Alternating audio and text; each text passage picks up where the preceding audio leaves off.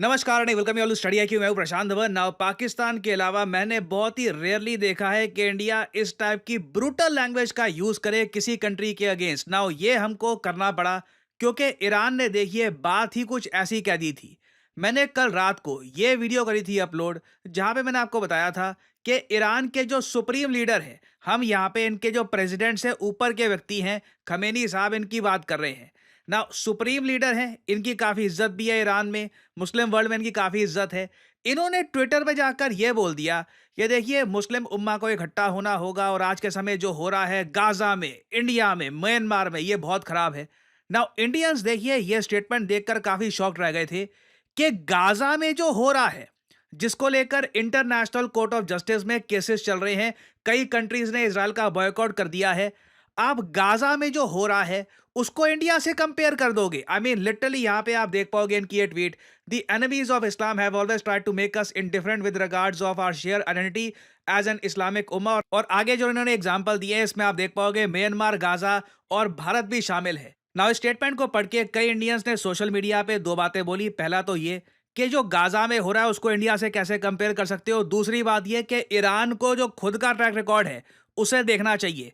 अब इंटरेस्टिंग बात देखिए, भारत सरकार ने भी जब डिसाइड किया कि जवाब देना है, वैसे मैं आपको ये बता दूं, भारत सरकार जो विदेश मंत्रालय है ऐसे मामलों में जवाब आराम से यूजुअली देता है। एक दो दिन बीत जाते हैं, न्यूज़ दब जाती है, फिर इंडिया का रिप्लाई आता है। मेरे जैसे कुछ लोग वीडियो बना देते हैं उस पर, कुछ उस पर 4 5 6 7 लाख लोग उसको देख लेंगे। बाकी जो मेन न्यूज़ है वो मिलियन पहले ही देख चुके होते हैं। बट इस पर्टिकुलर केस में इंडिया ने फास्ट रिप्लाई दिया है घंटों में, क्योंकि अगेन आरोप इतना बड़ा है। कुछ ही घंटों में रिप्लाई आया और भारत सरकार ने कैटेगोरिकली ये बोल दिया ईरान को कि ईरान, आप ना पहले खुद का रिकॉर्ड देख लो।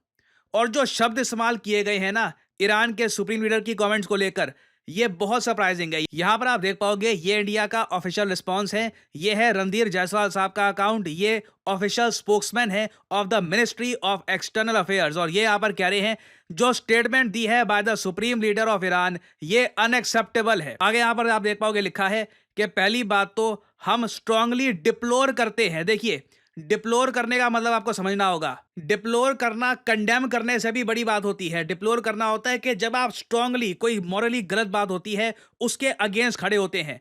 कंट्रीज डिप्लोमेटिक लैंग्वेज में डिप्लोर जो ये शब्द है ना बहुत ही रेयरली इस्तेमाल करती है। इंडिया ने ईरान के सुप्रीम लीडर के लिए इस्तेमाल किया है। We strongly deplore the comments made regarding minorities in India by supreme leader of Iran. These are misinformed, ये कमेंट्स इनकी मिस इन्फॉर्म्ड है, अनएक्सेप्टेबल है, हम इसे बर्दाश्त नहीं करेंगे। और कंट्रीज जो ये ईरान जैसे देश हैं, जो कंट्रीज जो है जो माइनॉरिटीज पर कमेंट करती है ना, उनको हम ये एडवाइस देते हैं कि आप एक काम करो, अपने देश में खुद अपना रिकॉर्ड चेक करो कि तुम्हारे देश में जो माइनॉरिटीज हैं उनका क्या हाल है। एक बार को ऐसे इंडिया यहां पर यह भी कह सकता था कि जो विमेन की कंडीशन है ईरान में उसको लेकर भी हम कह सकते थे। बट अभी मैं कहूंगा कि जो response usually US, Israel, Russia, China जैसे देश देते हैं उनके कंपैरिजन में इंडिया का जो रिस्पांस है अभी भी बहुत ज़्यादा मर्यादा में है। क्योंकि आप अगर ईरान की आबादी देखो जिसका नंबर आपको मिलेगा 8 करोड़ 80 लाख के आसपास, कम आबादी नहीं है, ठीक ठाक आबादी है। मगर परसेंटेज देखना, 99.4% लोग यहाँ पर मुस्लिम हैं। माइनॉरिटी बची नहीं है, बचाएं किसको? अगर कुछ बचा होता तो उसको बचाते। देखिए जो थोड़ी बहुत यहाँ पे 0.6% कुछ जो लोग बचे भी है ना, ये इनमें से बहुत सारे अहमदिया मुस्लिम फेथ के लोग हैं जिनको मुस्लिम्स काफ़ी बार ईरान में माना नहीं जाता। उसके अलावा थोड़े बहुत क्रिश्चियंस आपको मिलेंगे, वो भी छुप के रहते हैं। और अगर आप पूछ रहे हैं कि इनका क्या हुआ, माइनॉरिटीज़ का क्या हुआ, देखिए भारत में जो पारसी लोग हैं, पारसी कम्युनिटी के लोग हैं, ये कहाँ से आए थे? ये ईरान से तो आए थे, हालांकि ये तो कई सदियों पहले आए थे। मगर आप 1980s का भी टाइम देखो ना, तो यूनाइटेड नेशंस में आज भी इस बात को लेकर अभी बातचीत चल रही है, डिबेट चल रहा है कि एक प्रोब होना चाहिए कि ईरान ने 1980s में क्या किया था। बताया जा रहा है कि लार्ज स्केल जेनोसाइड, अब देखो जो ये वर्ड है ना जेनोसाइड, आज के समय हर जगह बड़ा लूजली यूज होता है। कई जगह कुछ लोग बस मारे गए तो कहते हैं जेनोसाइड। जेनोसाइड का जो असली मीनिंग है कि एक पॉपुलेशन को वाइप आउट कर देना, ये कई यूएन के एक्सपर्ट्स कह चुके हैं कि ईरान में हो चुका है। जो यहाँ पर माइनॉरिटी कम्युनिटी के लोग थे 1980s में, उनके अगेंस्ट बहुत ज़्यादा अपराध हुए थे। और अगेन उस वक्त ना कोई इतना ज़्यादा इंटरनेट था, ना कोई मीडिया इतना स्ट्रांग था। ईरान में फॉरेन मीडिया था नहीं। उन लोगों की चीखें देखिए कहीं पर सुनी नहीं गई। और रिजल्ट आपके सामने ही है, 99.4%। आई थिंक डॉन ब्रैडमैन की एवरेज इतनी होगी। और रिलीजियस माइनॉरिटीज़ के अलावा अगर हम बात करें विमेन की, तो देखिए ईरान में जो विमेन की कंडीशन है ये जग ज़ाहिर है। आज के समय बहुत सारी औरतें ईरान में ये हंगर स्ट्राइक पर बैठी हैं फॉर मासा अमीनीज डेथ एनिवर्सरी। आपको पता होगा 2 साल पहले मासा अमीनी इन्हें मार दिया गया था क्योंकि इन्होंने हेड स्कार्फ जो हिजाब है ये प्रॉपरली नहीं बना था। सरकारी ऑफिशियल्स ने ये सब किया था, ऐसा नहीं है कि किसी भीड़ ने कर दिया था। गवर्नमेंट कस्टडी में इनकी मृत्यु हुई थी।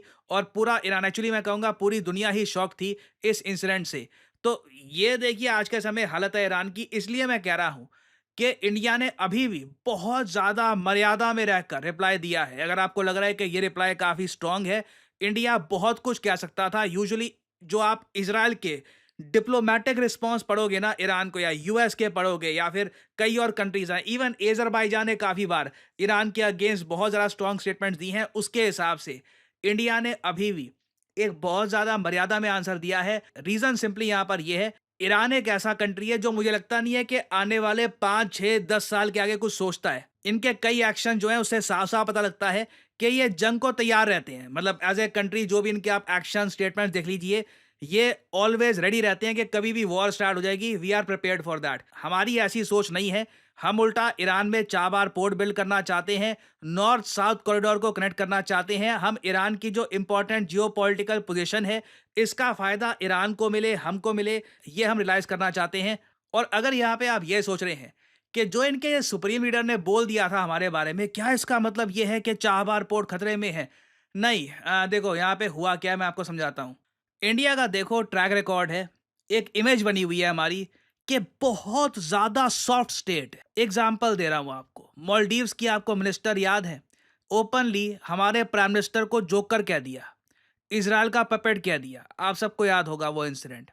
उससे पहले जाओगे महातिर मोहम्मद की स्टेटमेंट्स आपको याद आएंगी। हम लोग ना इतना कम रिएक्शन देते हैं उस पर, इतना कम रिएक्शन होता है हमारा। एक हमारी इमेज सॉफ्ट स्टेट की ऐसे बनी हुई है कि ईरान के लीडर ने भी ना 2 बार सोचा नहीं कि गाजा म्यांमार के साथ इंडिया का नाम मेंशन कर भी दिया तो क्या कर लेंगे।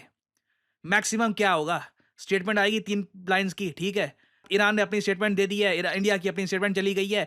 कॉन्सिक्वेंसेस क्या थे? इंडिया को गाजा से कंपेयर कर दिया वर्ल्ड के एक बड़े सोशल मीडिया प्लेटफॉर्म पे। आपने क्या कॉन्सिक्वेंसेस, नतीजे क्या दिखाए आपने उसके? तो अगेन देखिए, ये अनफॉर्चुनेट है कि हमारी इमेज ऐसी बनी हुई है। नहीं तो अगेन आप अगर मुझसे पूछे, मुझे लगता नहीं है कि ईरान एंटी इंडिया हो गया है, ठीक है, कि ये हमको हर्ट करना चाहते हैं, कुछ करना चाहते हैं। बट ये बात आप भी समझते हैं, पर्सनल लाइफ में, बिजनेस लाइफ में, हर जगह एक आदमी की ना एक बार को इमेज बन जाती है कि इसको लोग कुछ भी कर लो, रिएक्शन कुछ नहीं आएगा। धक्का दे दो, टपली मार दो, इसका सामान छीन लो, कुछ एक कॉन्सिक्वेंसेस, नतीजे के भुगतना क्या पड़ा उसके बाद, वो कुछ इतने होते नहीं है। अब अगेन यहाँ पे डिपेंड करता है कि आप पेंडुलम में कहाँ पे आते हैं। इंडिया एक एक्सट्रीमली सॉफ्ट स्टेट की कैटेगरी में आता है और ये इमेज हमारी कई दशकों की बनी हुई है, बदलने में सालों लग जाएंगे। फिर आप अगर देखो इजराइल, इजराइल बिल्कुल अपोजिट है। वहां पे अलग ही किस्सा है कि उनको खरोच भी लगती है तो सामने वाले की गाड़ी तोड़ देंगे वो। तो हमें देखिए कहीं ना कहीं सोचना होगा कि क्या इंटरनेशनली हमारी इतनी सॉफ्ट इमेज बनी हुई है कि हमारा नाम लेने से पहले कोई कंट्री सोचता भी नहीं है। यहाँ पर खमेनी साहब ने चाइना, ये हैशटैग चाइना क्यों नहीं लिखा, जबकि चाइना के बारे में तो यूएस, कई कंट्रीज, यूके, कई कंट्रीज कह चुकी हैं कि वहां पे मुस्लिम्स पे अत्याचार हुए हैं, मॉस्क गिराई गई है। चाइना का मेंशन कभी नहीं करेंगे ये, क्यों? कॉन्सिक्वेंसेस का डर है, उनको पता है चाइनीज गवर्नमेंट एक्शन लेगी।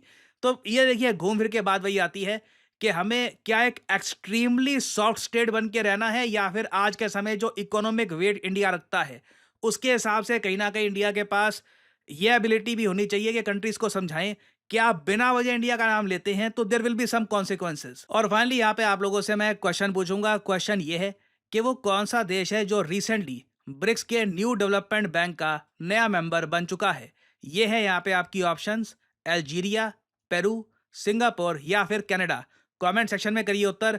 जो लोग सही आंसर देंगे उनकी कमेंट को मैं हार्ट दे दूंगा ताकि बाकी लोग समझ पाएं कि सही आंसर क्या है। एंड फाइनली आपके लिए एक इंपॉर्टेंट मैसेज, आप किसी भी एग्जाम की तैयारी कर रहे हैं, study IQ is with you. तो कमेंट सेक्शन में जाइए। अगर आप यूपीएससी एग्जाम की तैयारी कर रहे हैं तो यहाँ पे आप जो फाउंडेशन कोर्स है ये परचेज कर सकते हैं। उसके अलावा उत्तर प्रदेश PSC, उसके अलावा बिहार PSC, इसके एग्जाम्स भी अवेलेबल हैं, तो ये भी आप कर सकते हैं परचेज। सिंपली यहाँ पे आपको जो भी एग्जाम जिसके कोर्स आप परचेज करना चाहते हैं, इसके लिंक पर करिए क्लिक, और यहाँ पे आपको जो प्राइस लिखा है, never ever pay this price, simply यहाँ पर कोड डालिए PD10 and the prices will start following and you will enjoy massive discounts. किसी भी कोर्स में you can use the code PD10 and save your hard earned money. So इसी note के साथ ये है वीडियो का अंत। Thank you for listening and as I always say, may the gods watch over you.